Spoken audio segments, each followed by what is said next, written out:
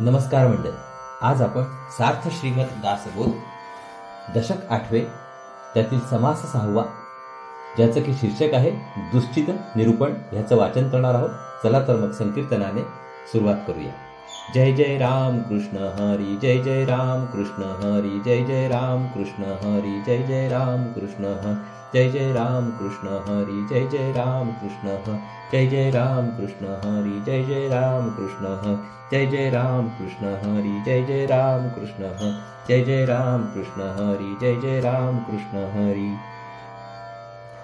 जय जय रघुवीर समर्थ. जय श्रीराम, जय श्रीराम, जय श्रीराम. चला तर मग सुरुवात करूया. सार्थ श्रीमद दासबोध दशक 8 समास 6 दुश्चित निरूपण. परमार्थातील एका खोल प्रश्नाला हा समास वाहिलेला आहे. तो प्रश्न असा: ब्रह्मदर्शन होण्यास सत्समागम अत्यंत अवश्य आहे, यात शंका नाही. पण सत्समागम लाभला तर किती दिवसात ब्रह्मदर्शन होते? प्रश्न उत्पन्न होण्याचे कारण हे की पुष्कळांना सत्संगती लाभते, ती बराच काळ टिकते असे असून फारच थोड्या पुरुषांना ब्रह्मदर्शन घडते. याचे कारण श्री समर्थांनी या समासात फारच स्पष्टपणे सांगितले आहे. जगामध्ये समता जर कोठे आढळत असेल तर ती फक्त संतांपाशीच आढळते. आपण भोगीत असलेला ब्रह्मानंद प्रत्येक संत अगदी मुक्त हस्ताने उधळत असतो. तो घेण्याला आणि घेऊन पचविण्याची ताकद येण्याला जी मनाची तयारी लागते ती फारच थोड्या माणसांमध्ये दिसते. म्हणून सत्समागम घडून देखील ब्रह्मदर्शनाचा सोहळा सगळ्यांना भोगता येत नाही. ती तयारी कोणती याबद्दल बृहदारण्यक उपनिषदामध्ये याज्ञवल्क्य जनकराजाला सांगतो की तस्मात् एवं विद शांताः दांताः उपर्ताः तितिक्षुः समाहिताः भूत्वा आत्मनि एव आत्मानं पश्यति. याचा अर्थ आहे, म्हणून आत्मा कसा आहे हे समजून जो मनाने शांत होतो, जो इंद्रिय संयमन करतो, जो अंतर्मुख होतो, जो सहनशील बनतो आणि जो एकाग्रचित्त होतो, त्यास स्वतःच्या अंतर्यामी आत्मदर्शन होते. अर्थात ब्रह्मदर्शन घडण्यास माणूस मोठा एकाग्रचित्त आणि प्रयत्नशील असायला पाहिजे. जो एकाग्रचित्त नसतो तो व्यग्रचित्त असतो. व्यग्रचित्ताला श्री समर्थ दुश्चितपणा असे नाव वापरतात. जो प्रयत्नशील नसतो तो आळशी असतो.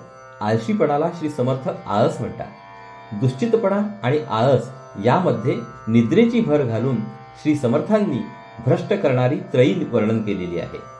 तात्पर्य: परमार्थी माणूस एकाग्र, अवधान असणारा, इंद्रियांना सदैव ताब्यात ठेवणारा आणि आळस व निद्रा यांच्यापासून दूर असणारा असा पाहिजे.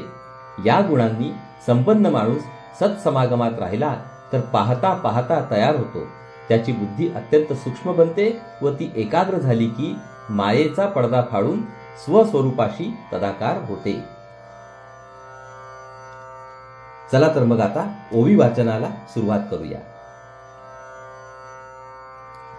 दशक 8 समास 6 दुश्चित निरूपण. श्रीराम. जय जय रघुवीर समर्थ. श्रोता विनवी वक्तयासी सत्संगाची महिमा कैसी मोक्ष लाभे किता दिवसी हे मज निरोपावे. श्रोता विचारतो की सत्संगाचा महिमा अगाध आहे खरा, मग सत्संग घडला असता किती दिवसात मोक्ष मिळतो ते सांगा. श्रोता वक्त्याला विनंती करतो की आपण सत्संगाचा महिमा सदैव सांगता, तर सत्संग लाभला असता किती दिवसात मोक्ष प्राप्त होतो ते सांगावे. धरिता साधूची संगती किता दिवसा होते मुक्ती हा निश्चय कृपा मूर्ती मज दिनास करावा. सत्पुरुषाची संगत धरल्यावर किती दिवसांमध्ये ब्रह्मदर्शन घडून मुक्ती लाभते? आपण कृपामूर्ती आहात, मी दीन आहे. वरील प्रश्नाचे उत्तर मला सांगावे. मुक्ती लाभे तत्क्षणी विश्वासता निरूपणी दुश्चितपणे हानी हो तसे.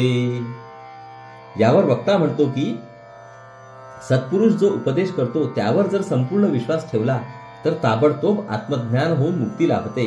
पण दुश्चितपणामुळे आपली फार हानी होते, आपले नुकसान होते. सत्पुरुषाने जे सांगितले त्यावर विश्वास न बसणे हा दुश्चितपणाचाच एक परिणाम आहे. सुचितपणे दुश्चित मन होते अकस्मात त्यास करावे निवांत कोणे परी. यावर श्रोता पुन्हा विचारतो की मन सुचित असते पण एकाएकी ते दुश्चित होते, मग दुश्चित झालेले मन अगदी अशांत होते.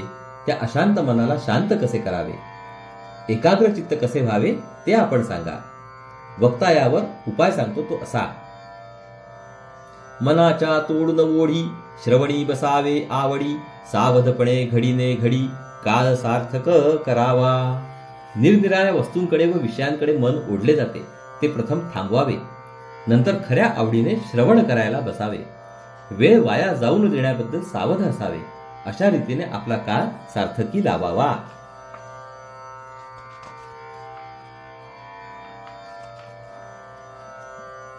अर्थप्रमेय ग्रंथांतरी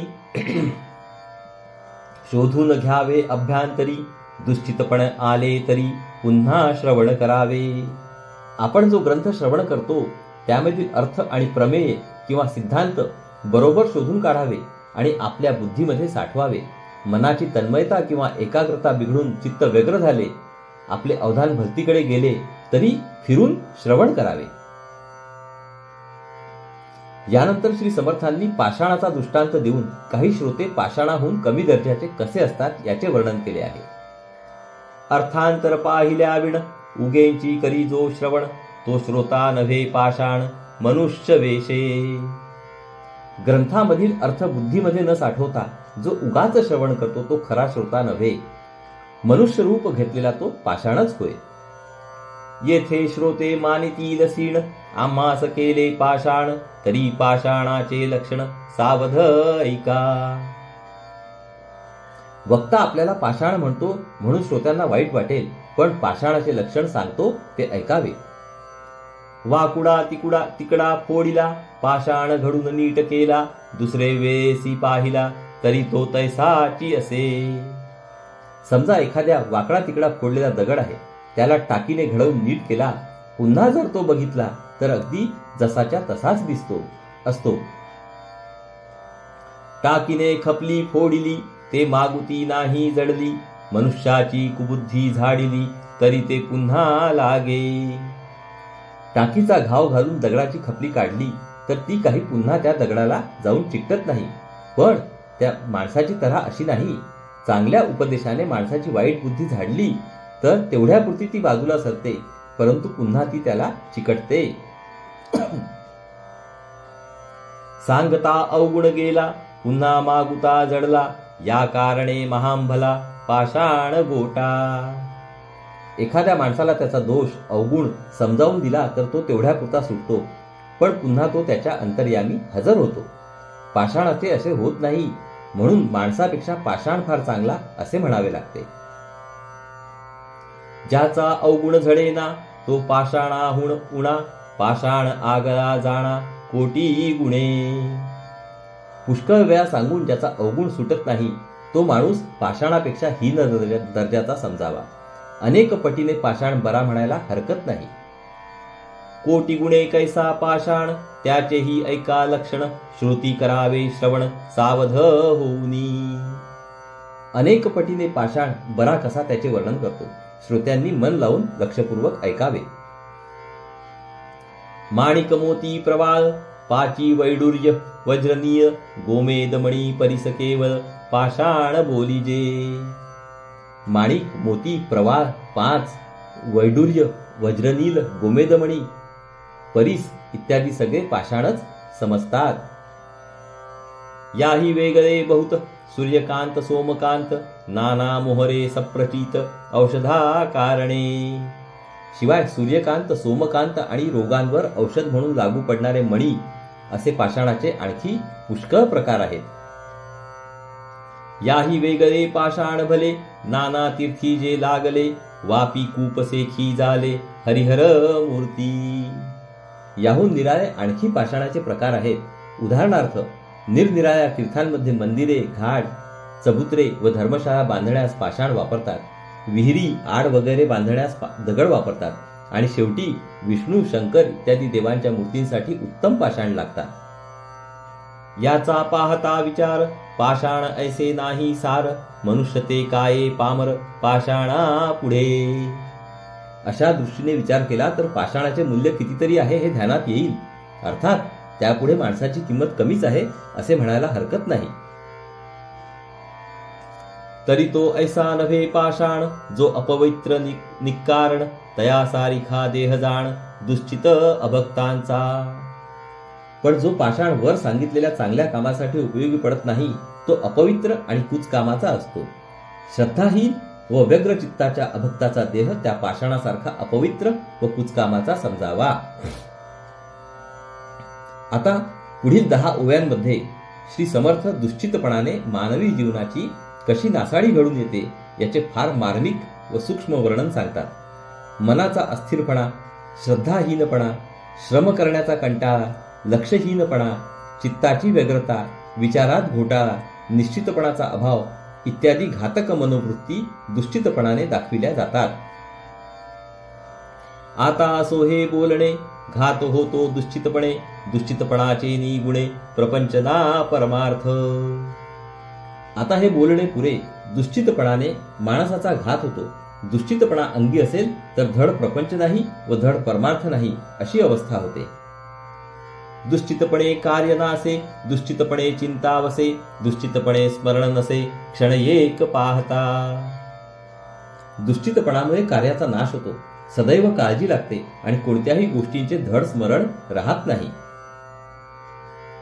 दुश्चितपणे शत्रुजीने, दुश्चितपणे जन्म मरणे, दुश्चितपणाचे निगुणे, हानी होये. दुश्चितपणामुळे जीवन नकोसे वाटते. ते शत्रूसारखे ताप देते. जन्म मरण पाठीस लागते. सर्व दृष्टीने नुकसान होते. दुश्चितपणे नव्हे साधन, दुश्चितपणे न घडे भजन, दुश्चितपणे नव्हे ज्ञान, साधकांसी. दुश्चितपणामुळे साधना घडत नाही, भजन घडत नाही, साधकाला आत्मज्ञानाची प्राप्ती होत नाही. दुश्चितपणे नव्हे निश्चयो, दुश्चितपणे न घडे जयो, दुश्चितपणे होय क्षयो, आपुल्या स्वहिताचा. दुश्चितपणामुळे मनाचा निश्चय होत नाही, कार्यामध्ये यश येत नाही. इतकेच नव्हे तर त्यामुळे आत्महिताचा क्षय होतो. दुश्चितपणे न घडे श्रवण, दुश्चितपणे न घडे विवरण, दुश्चितपणे निरूपण, हातीचे जाये. दुश्चितपणामुळे श्रवण नीटपणे होत नाही.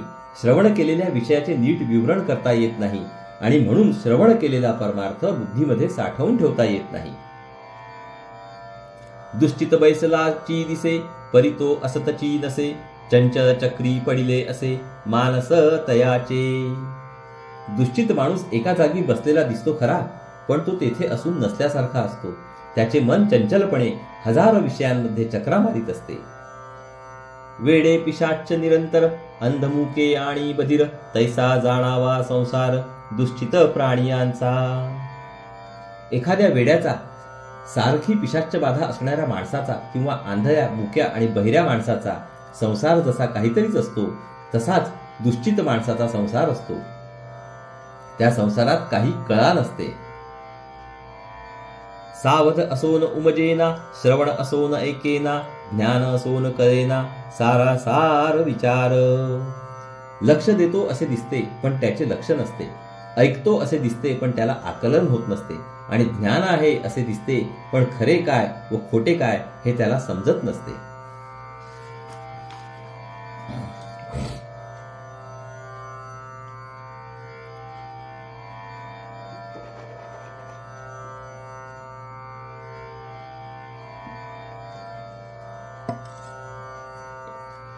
ऐसा जो दुश्चित आळसी, परलोक कैचा त्यासी, जयाचे जीवीम अहर्निशी, आळस वसे.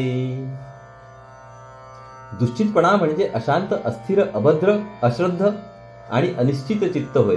केवळ दुश्चितपणामुळे माणसाचे केवढे नुकसान होते. त्यामध्ये आळसाची भर पडली की मग जीवित अगदीच वाया जाते. श्री समर्थांना आळशी माणूस अगदी मनापासून आवडत नाही, त्याचे वर्णन ऐकावे. जो माणूस असा दुश्चित्त आहे आणि शिवाय आळशी आहे त्याबद्दल तर बोलूच नका. जो सदा सर्व काळ आळसाने घालवतो त्याला परमार्थ साधणे अगदी अशक्य आहे. दुश्चितपणापासून सुटला तरी तो सवेंच आळस आला, आळसा हाती प्राणी आला, उसंतची नाही. जर एखादा माणूस दुश्चितपणाच्या तडाख्यातून सुटला तर आळस त्यास ताबडतोब ग्रासून टाकतो. तो आळसाच्या आहारी इतका जातो की आळसापायी तो काहीच करीत नाही. आळसामुळे जणू काय काही करण्यास त्याला फुरसतच मिळत नाही. आळसे राहिला विचार, आळसे बुडाला आचार, आळसे नव्हे पाठांतर काही केल्या. आळसाने माणसाच्या विचारांची वाढ होत नाही. आचार धर्म बुडतो, काही केल्या पाठांतर होत नाही. आळसे घडेना श्रवण, आळसे नव्हे निरूपण, आळसे परमार्थाची खूण मळीण झाली. आळसाने श्रवण घडत नाही, निरूपण प्रवचन यांचा फायदा करून घेता येत नाही. परमार्थाची साधना व प्रचिती मलिन होऊन जातात.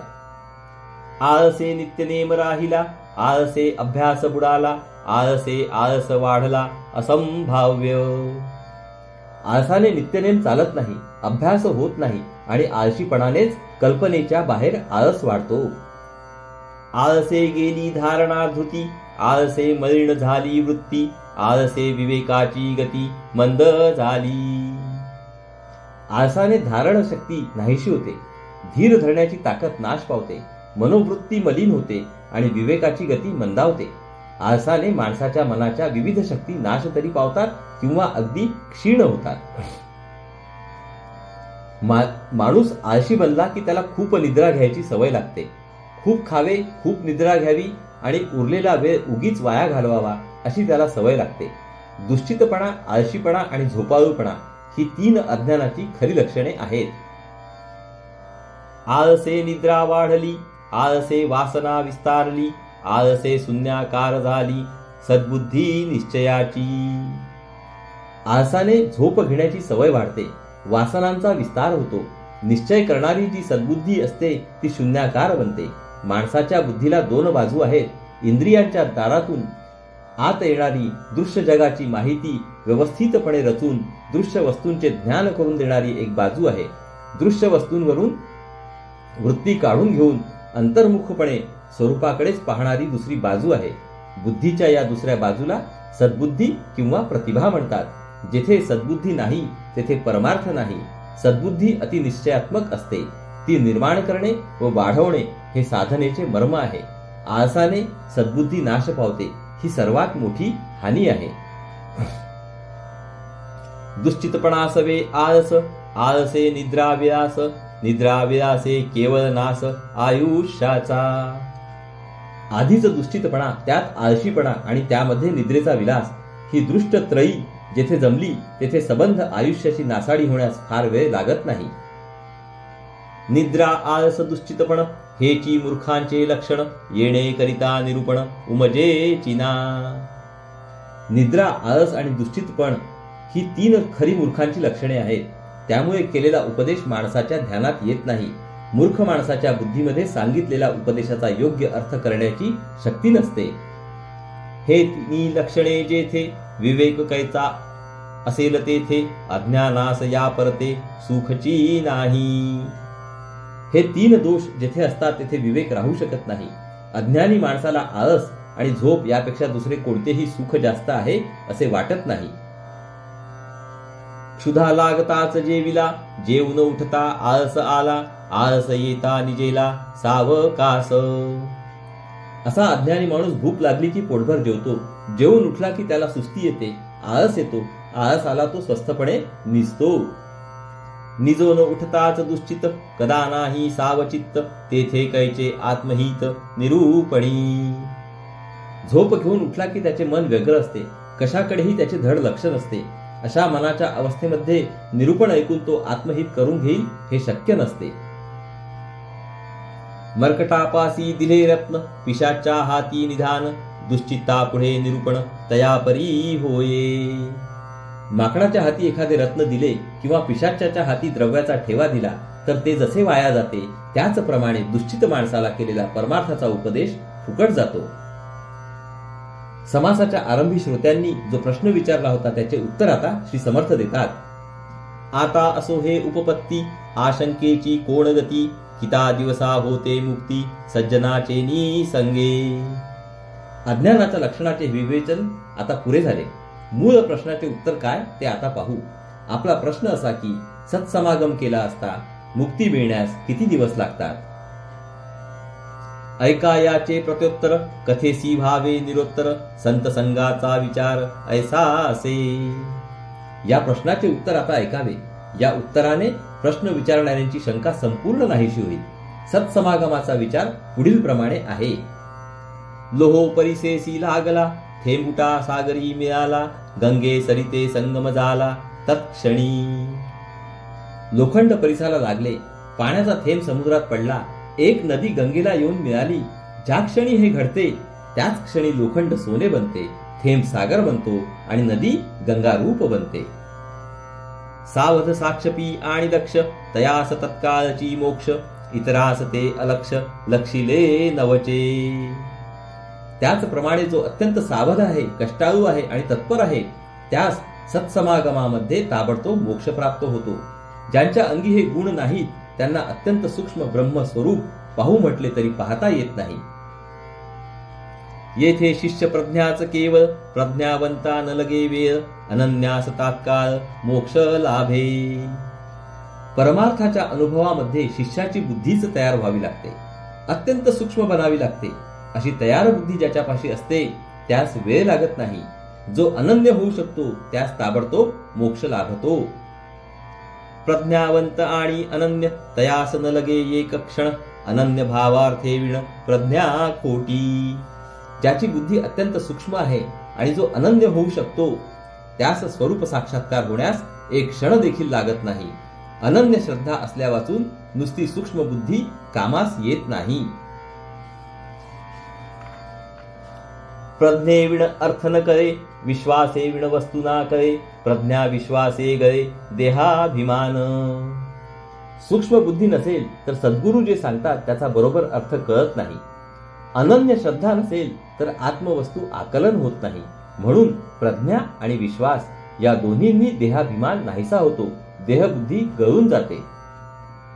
देहाभिमानाचे अंती, सहजची वस्तू प्राप्ती, सत्संगे सद्गती विलंबची नाही. मी देह आहे ही भावना नाश पावली की अगदी सहजपणे आत्मवस्तू लाभते. अशा रीतीने सत्संगतीमुळे उत्तम गती लाभण्यास विलंब लागत नाही. सावध साक्षपी विशेष, प्रज्ञावंत आणि विश्वास, तयास साधनी सायास करणेची न लगे. जो मनुष्य आपल्या ध्येयाविषयी जागरूक आहे, पुष्कळ श्रम करण्यास तयार आहे, प्रज्ञावंत म्हणजे बुद्धिमान आहे आणि खरा श्रद्धावंत आहे, त्याला साधनाचे कष्ट करावेच लागत नाहीत. इतर भाविक साबडे, तयांसही साधने मोक्ष जोडे, साधू संगे तत्काळ उडे विवेक दृष्टी.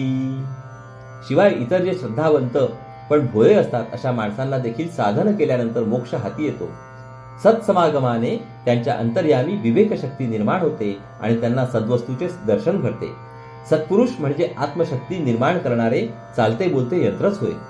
ज्या जीवाशी त्याचा निकट सहवास घडतो त्याच्यामध्ये आत्मशक्ती सारखी ओतली जाते. पण घेणारा जीव जर ती शक्ती साठवू शकला नाही तर सत्समागमाचा भावा तितका फायदा होत नाही. जो जीव प्रज्ञावंत आणि श्रद्धावंत असतो त्याला संतांकडून संक्रमित झालेली आत्मशक्ती पचते आणि त्याची प्रतिभा जागी होऊन त्यास आत्मदर्शन घडते. परिते साधन मोडू नये, निरूपणाचा उपाये, निरूपणे लागे सोय सर्वत्रांसी. आत्मदर्शन झाल्यानंतर सुद्धा निरूपणाचा नियम मोडू नये, आपली साधना सोडू नये. सर्वसामान्य लोकांना निरूपणामुळे आत्मदर्शनाचा मार्ग समजतो आणि ते थोडी तरी वाटचाल करू शकतात. पुढील समासाची प्रस्तावना आता श्री समर्थ येथे करतात. आता मोक्ष आहे कैसा, कैसी स्वरूपाची दशा, त्याचे प्राप्तीचा भरवसा सत्संगे केवी. आता मोक्ष मोक्ष म्हणतात तो आहे तरी कसा, स्वरूप दर्शनाची अवस्था कशी असते, सत्समागम केल्याने स्वरूप दर्शन होते याची खात्री काय. ऐसे निरूपण प्रांजळ, पुढे बोलिले असे सकळ, श्रोती होऊन या निश्चळ अवधान द्यावे. या प्रश्नांच्या उत्तरांचे विवेचन पुढील समासात साकल्याने केले आहे. श्रोत्यांनी मनाने स्थिर व्हावे आणि त्याकडे नीट लक्ष द्यावे. अवगुण त्यागावया कारणे, न्याय निष्ठुर लागे बोलणे, श्रोती कोपन धरणे ऐसी या वचनाचा. श्रवण करणाऱ्याचे अवगुण जर सुटायला हवे असतील तर वक्त्याला कडकपणे खरे बोलावे लागते. श्रोत्यांनी अशा न्यायनिष्ठुर बोलण्याचा राग मानू नये. इति श्री दासबोधे गुरुशिष्य संवादे दुष्टित निरूपण नाम समास 6वा. अशा रीतीने मंडळी येथे आपला दशक 8व्यातला समास 6व्याचं वाचन संपूर्ण झालेलं आहे. हरि ओम तत्सत, हरि ओम तत्सत, हरि ओम तत्सत.